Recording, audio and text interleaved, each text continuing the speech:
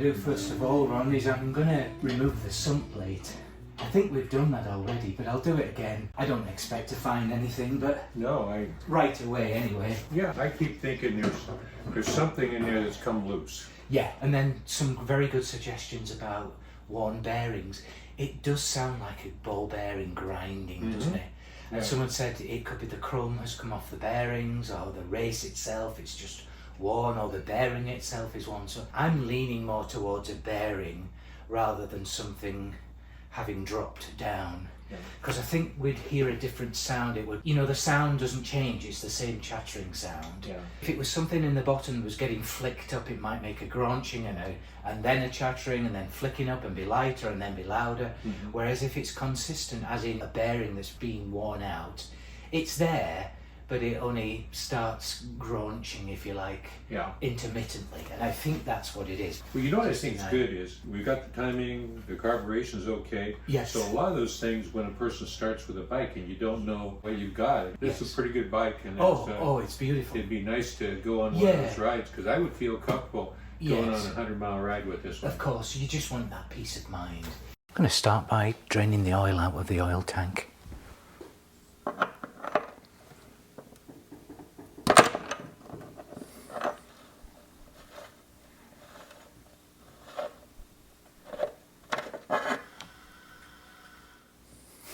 I'm going to drain the oil out of this sump and then remove this plate for the oil pump, this sump plate, and see if anything drops out just to begin with, and then if not, we'll continue with the next step, which is I'm going to try and get a camera up in there and see if we can see if there's anything flicking around in there before we move to the next step.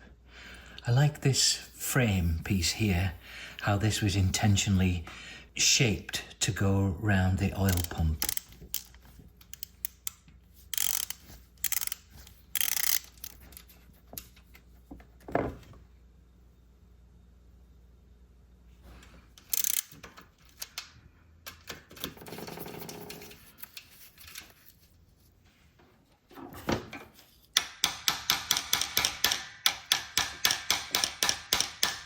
Here we go.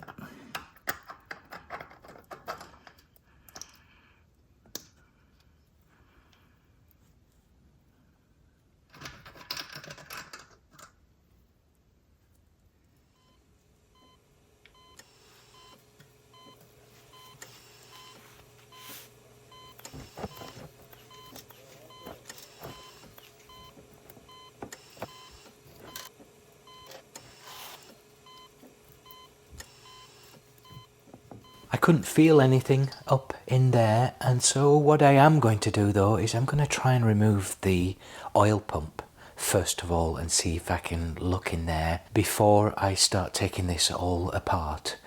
So in order to do that, I need to get the timing chest open so that I can remove a spindle that holds the pump assembly up here in the timing section, and then I can draw the pump out from the bottom. I'm going to start by removing the muffler, the silencer, and then the header pipe, remove this rev counter drive here, and then we'll see if we can get that spindle out.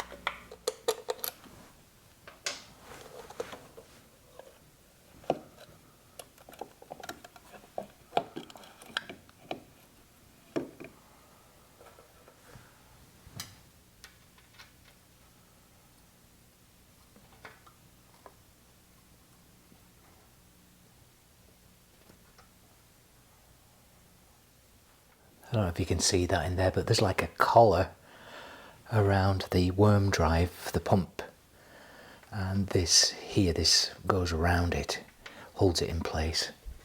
Like, it's got some suction as well.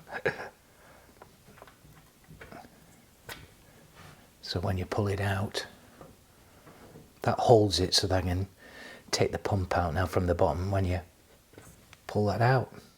Next job is to remove these 2 Allen screws that should allow me to pull the pump out.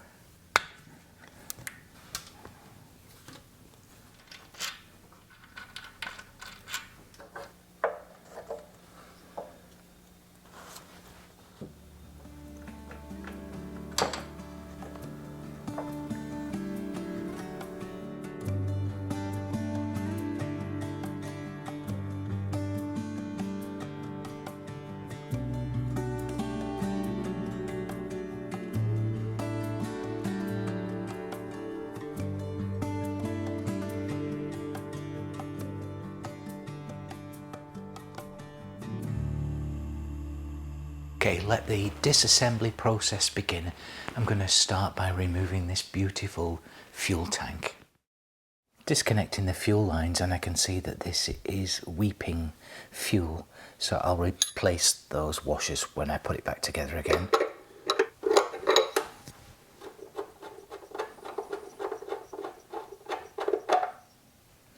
I could smell it in the house, so we'll take care of that. Same on this side. Quite a build-up of fuel here.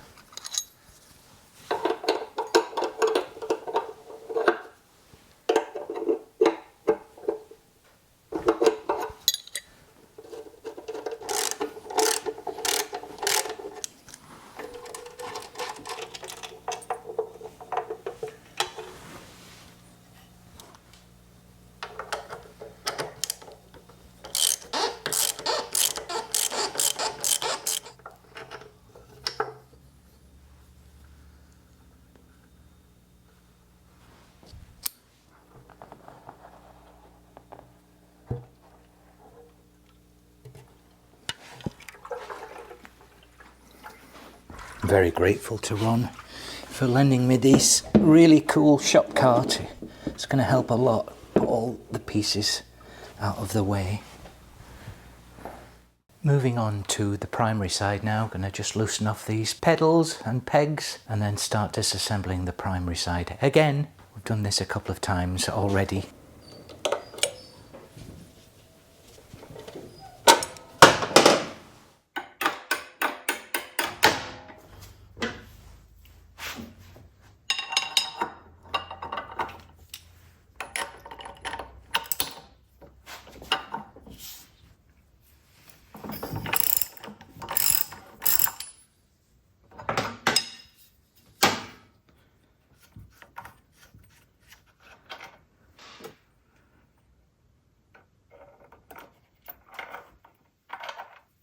There's the keyway that Ron made for the starter.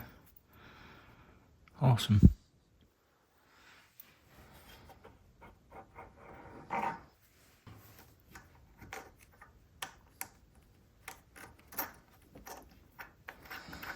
One, two, three.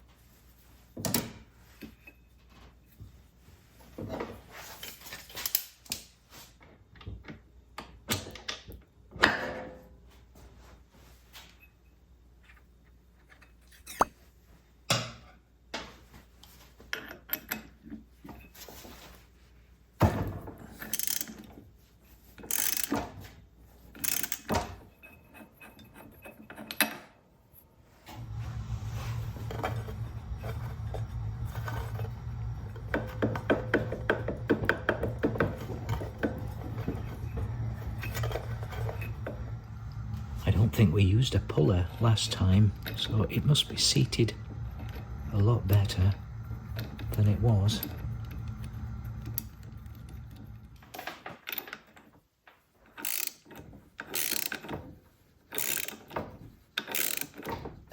There we go.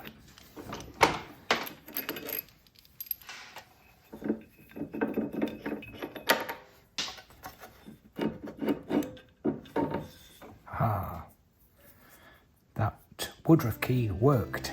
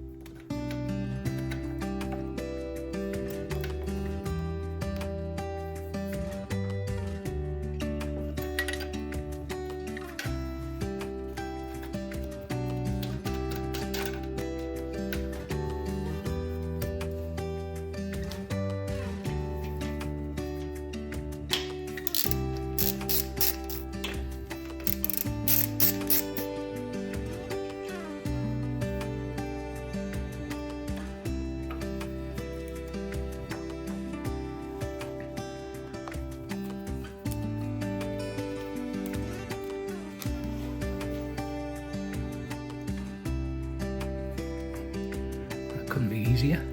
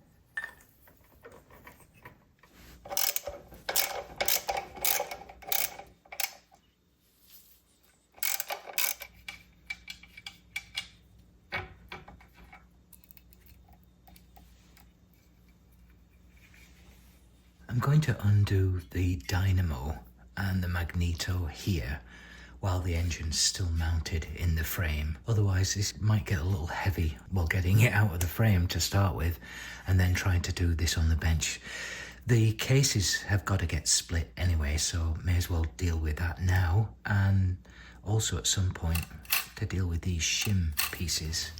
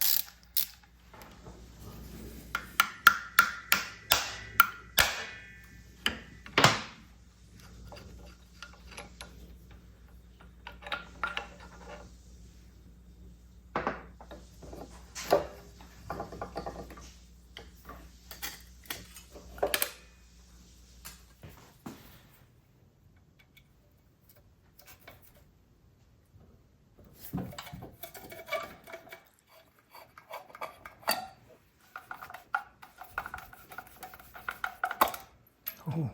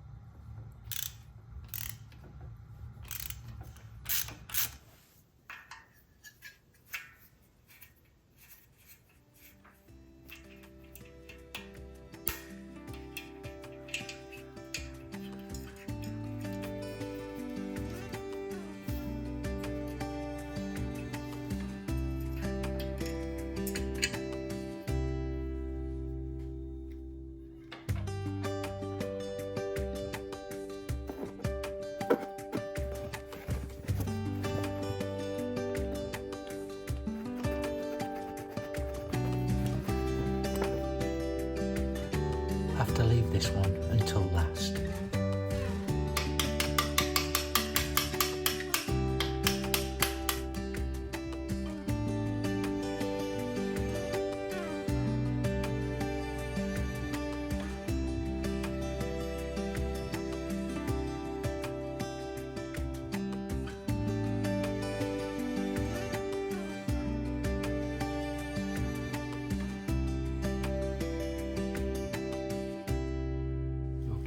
Goes.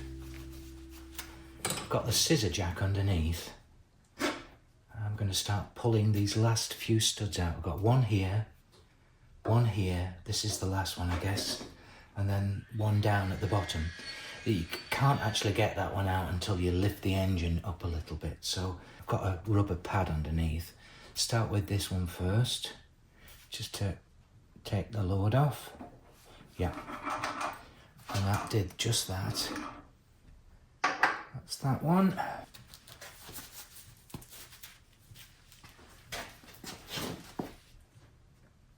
It's already moving.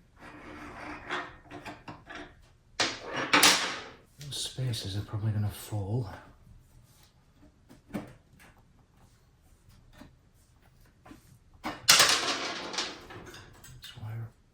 Recorded them earlier, so just lift this up a little.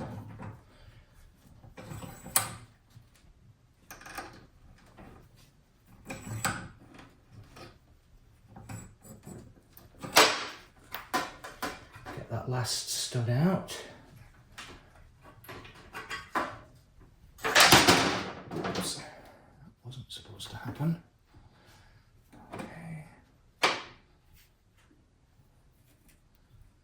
Are we clear?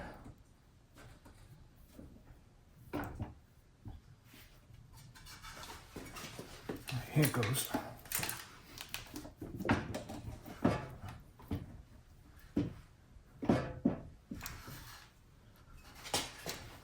Down a bit.